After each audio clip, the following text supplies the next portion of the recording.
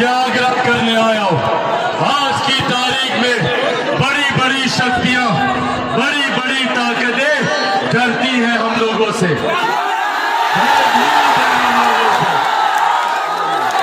बड़े बड़े लोग हम लोगों को अपने पाले में करना चाहते हैं। क्यों? क्योंकि हमारी ताकत से वो लोग डरते हैं।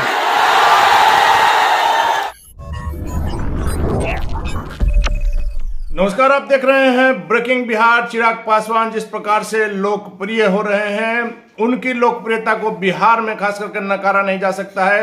लगातार उनके विरोधी ये कहते आए हैं कि चिराग पासवान की सभाओं में भीड़ जो है खरीदी हुई रहती है, बुलाई हुई रहती है। लेकिन ये तस्वीर देखिए, तस्वीरें कहा जाता है कि कभी झूठ नहीं बोलती है। कल मोकामा के चाराडी पहुंचे चिराग पासवान। हालांकि कई नेता मोकामा में पहुंचते हैं इन दिनों जब बाबा चौहरमल की जयंती मनाई जाती है, लेकिन चिराग पासवान के प्रति जो लोगों का उत्साह, जो उमंग रहता है, जो जन सैलाब है, यह देखिए क्या इस भीड़ को देख करके कहीं से लग रहा है कि यह भीड़ बुलाई गई है, यह भीड़ पहले से प्रायोजित थी, या चिराग पासवान की लोकप्रियता को दर्शाता यह जन सैलाब। क्या अब भी कहा जा सकता है कि चिराग पासवान भीड़ को बुलाते हैं, भीड़ उनके स्वागत में नहीं रहती है, उनके स्वागत के लिए भीड़ को बुलाया जाता है? इन तमाम बातों को झुठलाती ये तस्वीरें देखिए कल जब मोकामा पहुंचे चिराग पासवान। और एक बात है, महत्वपूर्ण बात जो लगातार इन दिनों चर्चा में है कि चिराग पासवान कहीं अभी नहीं है, यानी कि किसी गठबंधन में नहीं है, ना महागठबंधन में, ना एनडीए में।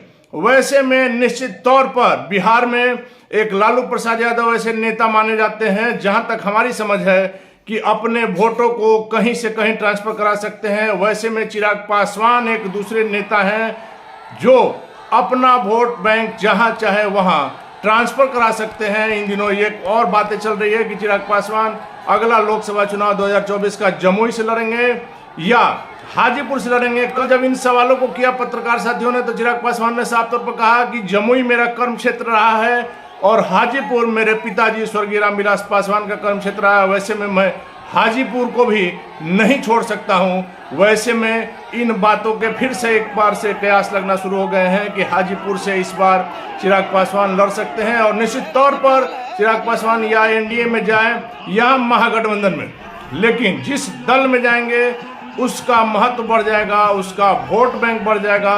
और बीजेपी के लिए यह चिंताजनक बात हो सकती है यदि किसी कारणवश चिराग पासवान 40 सीट पर लड़ते हैं, तब भी बीजेपी को लॉस होगा। और यदि किसी कारणवश चिराग पासवान महागठबंधन में चले जाते हैं, क्योंकि कहा जाता है कि राजनीति में कुछ भी असंभव नहीं है, संभावनाओं का खेल है।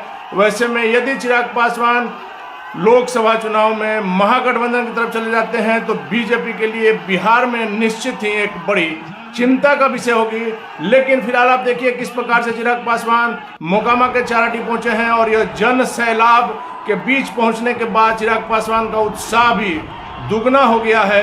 निश्चित तौर पर ऐसी भीड़ को देख करके नेताओं का मनोबल और बढ़ जाता है। वैसे में चिराग पासवान ने मोकामा में क्या कुछ कहा, ये आपको सुनाते हैं।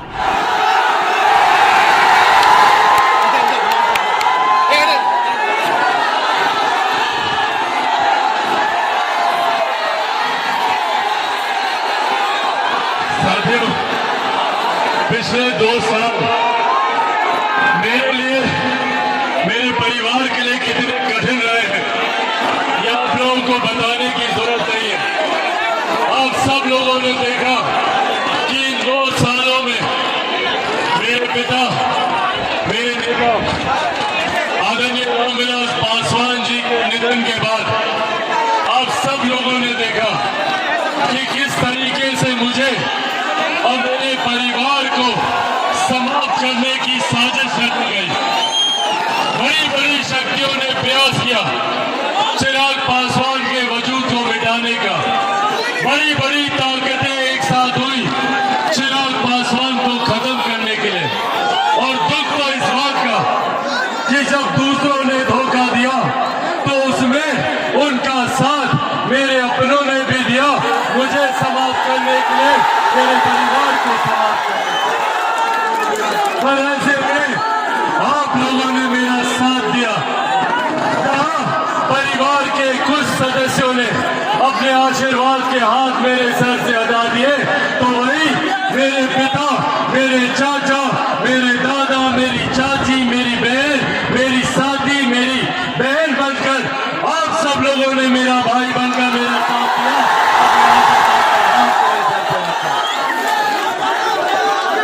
साथियों, इन 2 सालों में मुझे अपने घुटनों पर झुकाने के लिए कई षड्यंत्र रचे गए। कई लोगों ने प्रयास किया कि मैं उनके सामने नतमस्तक हो जाऊं, और हकीकत है अगर मैं नतमस्तक हो जाता बड़ी बड़ी शक्तियों के सामने, अगर मैं नतमस्तक हो जाता बिहार के मुख्यमंत्री नीतीश कुमार जी के सामने, तो संभव था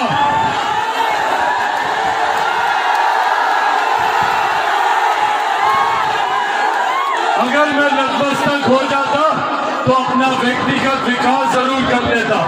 आज बिहार में मेरे मंत्री होते, मैं खुद केंद्रीय मंत्री की हैसियत से आप लोगों के सामने होता, पर अगर मैं नतमस्तक हो जाता मुख्यमंत्री नीतीश कुमार जी के सामने, तो उम्र भर कभी अपने पिता की तस्वीर पर श्रद्धांजलि नहीं दे पाता।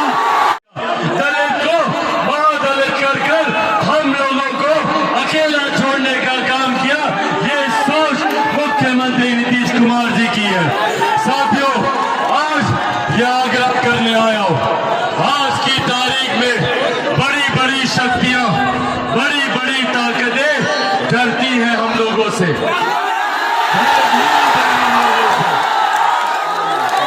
बड़े बड़े लोग हम लोगों को अपने पाले में करना चाहते हैं।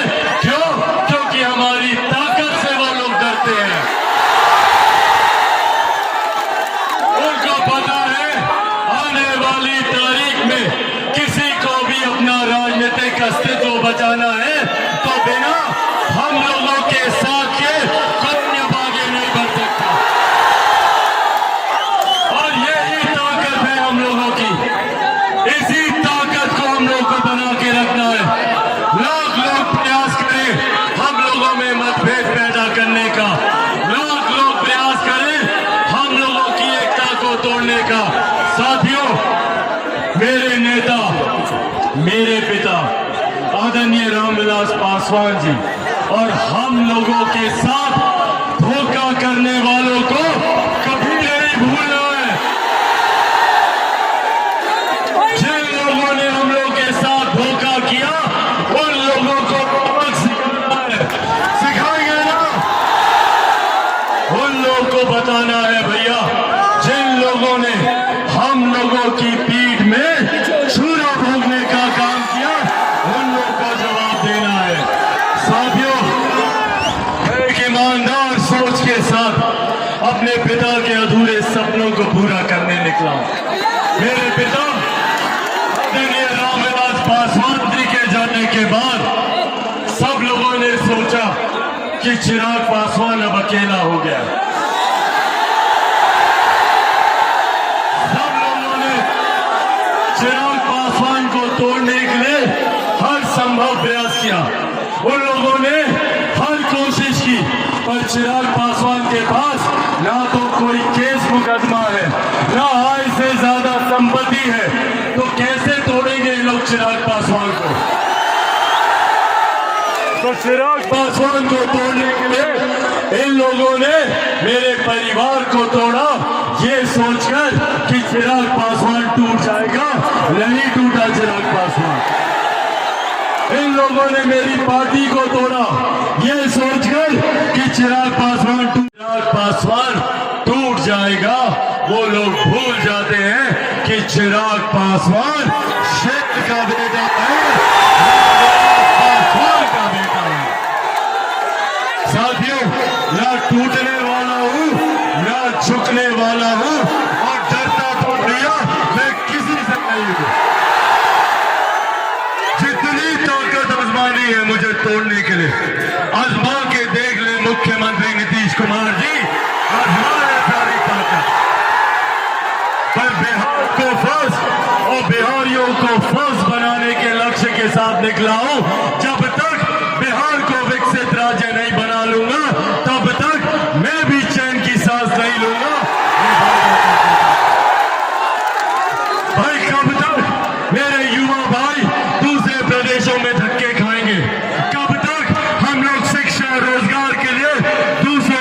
दरवाजे पर जाएंगे।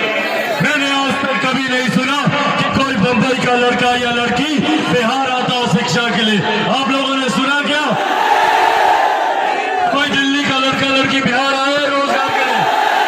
तो कब तक हम लोग जाएंगे दूसरे प्रदेशों में और वहां जाते हैं हमें अपमानित किया जाता है, हम पर लाठियां चलाई जाती है, हमें मारा पीटा जाता है। कब तक बिहारी ये बर्दाश्त करेगा? और अगर आज बिहार के ये हालात हुए हैं, आज जितने लोग महागठबंधन की सरकार बनाकर बैठे हैं तो बोलते हैं कि हम लोग बिहार में विकास करेंगे। पूछिए इन लोगों से 32 साल से किनकी सरकार है बिहार में?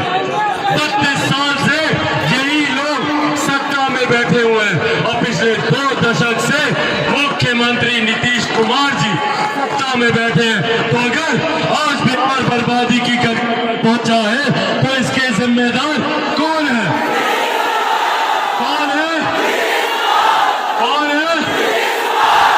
नीतीश कुमार। नीतीश कुमार जिम्मेदार है। तो जो हमारी बर्बादी के जिम्मेदार हैं उनको सत्ता से बाहर करना चाहिए कि नहीं करना चाहिए? साथियों, मैं पूरे ईमानदारी से पूरी ताकत के साथ इस सरकार से लड़ाई लड़ने में लगा हुआ हूं, पर ऐसे में मुझे जरूरत पड़ेगी आप सबके साथ की, आप सबके सहयोग की। चिराग पासवान अकेला कुछ नहीं कर सकता।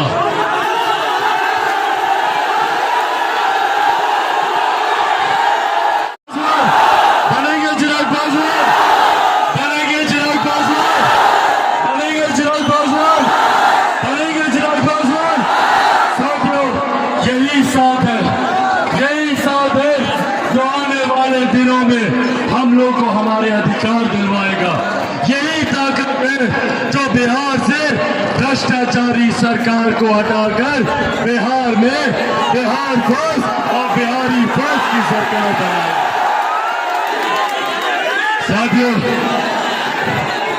साथियों, अब इस दुनिया में, अब इस दुनिया में मेरे पिता नहीं रहे। अब मेरे पिता की जगह आप सबको मेरा पिता बनना होगा, आप सबको मेरा संरक्षण करना होगा। आप लोगों के अलावा अब मेरे पास और कोई नहीं है। आप ही लोग मेरी ताकत है, आप ही लोग मेरा सहारा है।